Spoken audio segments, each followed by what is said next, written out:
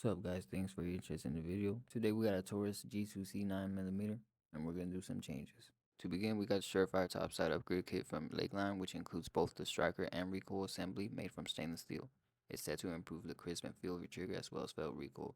Plus you'll be replacing cheap plastic parts with machine steel. Second, we'll be swapping out the barrel for the sake of the video. I got this one from shoptaurus.com a while back and now it's out of stock.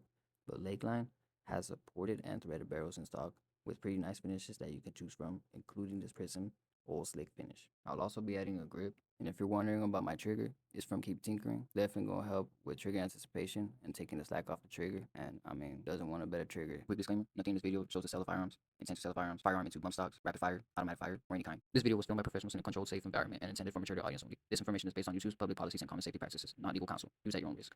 So without further ado, let's get started.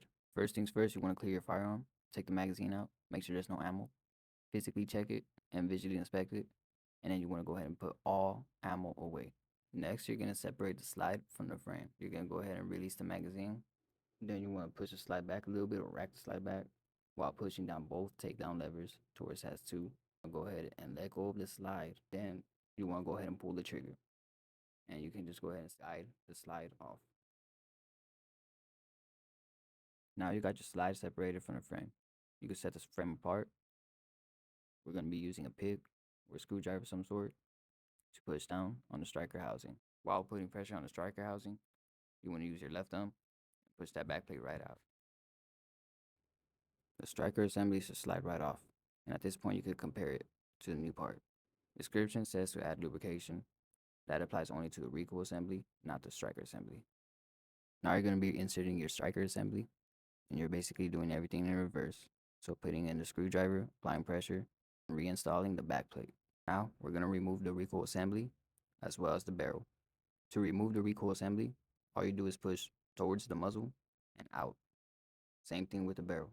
You're going to go ahead and install your recoil assembly and your barrel. Always remember to lube up your recoil assembly when you get it installed, as well as your barrel. And we're going to be starting off with the barrel first. It should be lubed up. You want to go ahead and just insert it the same way you put it back in. Finally, you want to install your recoil assembly. You want to make sure that it's seated correctly with your barrel. So at this point, our top end is finished. All there's left to do is lube up the frame and go ahead and reattach our slide to our frame.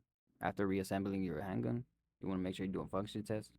Make sure the safety works, the trigger, reset works. Double check that you can insert a mag, slide lock release, everything like that. Lastly, I'm installing my grip. It's a good idea to lubricate your recoil assembly and your barrel while your slide is locked back.